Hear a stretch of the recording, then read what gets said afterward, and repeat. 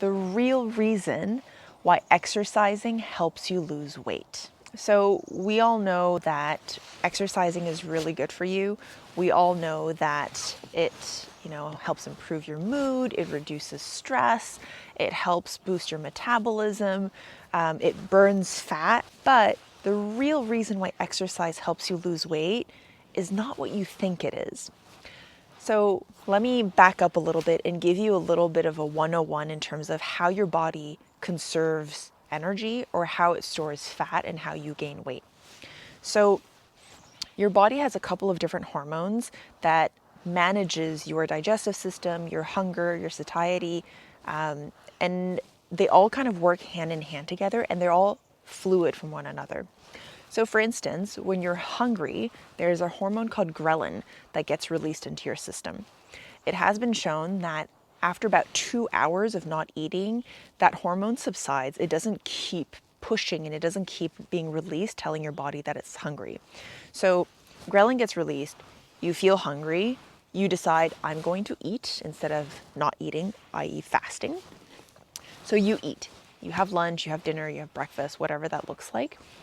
Depending on what you eat, you will have different levels of sugar in your bloodstream. So if you eat high carbohydrates, high sugar, obviously, that increases the sugar levels in your bloodstream. The higher the sugar levels, the more insulin gets released. Now, insulin is released by your pancreas, and the insulin is there to tell your body to store the energy. And more energy is stored equals more fat storage, because that is the storage mechanism that your body has. There are a couple other layers in there, but I'm trying to keep things relatively simple. So basically insulin goes, hey, there's sugar in the bloodstream, or there's too much sugar in the bloodstream. Let's store this away for future use. Think of it like your freezer in your basement. So that happens, you get storage. Now, when you stop eating, or when you feel full, there are other hormones like YY peptide that kind of gets released, and it tells your body, I'm done eating, you can stop.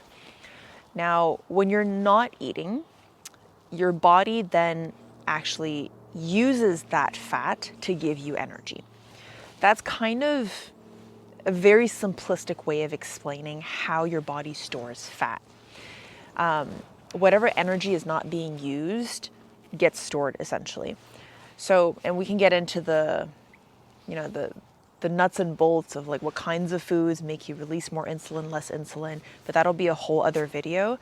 Today we're talking really about how exercise promotes weight loss and how it helps to keep your insulin levels stable. So between step 3 and 4, or where your insulin is conserving or transforming the food that you're eating into fat, when you exercise, it interrupts that signal. And instead of your body going, oh, I need to store this fat, because you're moving, your body goes, I need this energy like right now. And it's usually triggered by your muscles. So sometimes you hear people talk about insulin sensitivity in your musculature. That's what they're referring to. It's your muscles' ability to signal back to the insulin, and then obviously managing that so that your insulin stops storing fat. And so when you interrupt that signal, what happens is the insulin then stops storing the energy, stops storing fat, or stops converting the energy into fat, and then you just start burning the energy. Now, what's really cool about this is every time you have a workout, that insulin stability can last anywhere from 4 hours to 24 hours after a workout. So that means, depending on the level of workout, you could keep your insulin level balanced anything between 4 and 24 hours after an exercise regimen. So what that does is during that time frame, your body is no longer going into, oh, extra energy, storage, fat. It's going into extra energy. I need to burn that energy using the energy. So that's actually really the hack of why exercise helps you lose weight. If you think about it, any of us who have ever run on the treadmill and just read the number, you know that you'd have to be running a ridiculous amount of hours to burn the amount of fat that you actually want to lose. So for instance, if you're jogging on a treadmill at a regular pace, between 7 to 10 minutes per mile, you'll burn somewhere between 500 and 1,000 calories per mile. Or sorry, not per mile, but per hour. And the variation is caused based on your weight, based on the speed, the incline, etc. Well, if every pound of fat is approximately 3,500 calories, if I want to lose 10 pounds of fat, I'd have to burn 35,000 calories. And if I break it down into, let's say, an hour a day of jogging, that would mean I'd have to run an hour every single day for 35 days, and this is at the high end of the spectrum, to be able to lose the 10 pounds. Or on the low end of that spectrum, I'd have to be running an hour a day for 70 days. And listen, this might be very feasible for an avid or an enthusiastic jogger, but for people like me who don't want to spend an hour or more on my workouts, it's just really, really difficult. Plus, not to mention all the other responsibilities that we have.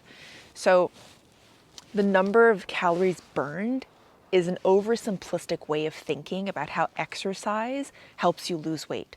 The real reason why exercising helps you burn fat or lose weight is that it interrupts that insulin signal, and instead of going into fat storage, it brings you into energy consumption.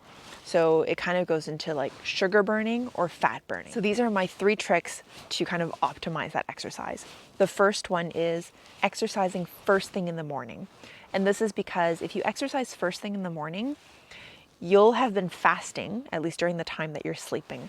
So if you're going to be exercising on an empty stomach, you're actually going to go into fat burning mode instead of immediate energy burning mode. So this actually helps you consume more of the actual fat that you're trying to burn. On top of that, it levels out your insulin for the rest of your day. So that's tip number 1. Tip number 2 is optimizing your exercise routines based on your cycle. So if you are in your ovulation phase or if you are in your follicular phase, those are the times to really go hard on the high intensity trainings. So anything that brings your heart rate above 50%, where you're really pushing really hard and it's hard to talk. So taking advantage of that, because that's really when you can optimally build more muscle mass and burn more fat. And the reason why you don't want to be doing that during your luteal phase or your PMS phase is that that'll actually increase cortisol. And cortisol acts contradictive to everything that I just explained. It'll actually make you gain more weight and hold on to more fat. And then the third thing is take a walk after a big meal. And so whether that's lunch or dinner, for me, lunch is my biggest meal of the day, or one of my biggest meals of the day. If you take a 15 to 30 minute walk, what that does is, you know what, like I explained at the beginning, if you're exercising, it interrupts that insulin signal. So if you're walking right after dinner or lunch or whatever meal you choose, then your body goes into, oh, I can't store this energy. I need to use it right away. So instead of taking the energy that you're eating and storing it into fat, it's actually utilizing it as soon as possible. Number 1, work out first thing in the morning. Number 2, sync it to your cycle as much as possible, depending on the type of workout to the phase that you're in. And then number 3 is take a 15 to 30 minute walk after lunch or after dinner. If this video was helpful for you, please subscribe and please leave a comment below. I'd love to hear your stories and how you have managed to build exercise routines into your lifestyle in a way that works for you. And if you liked this video, please check back every single Friday when I post something new.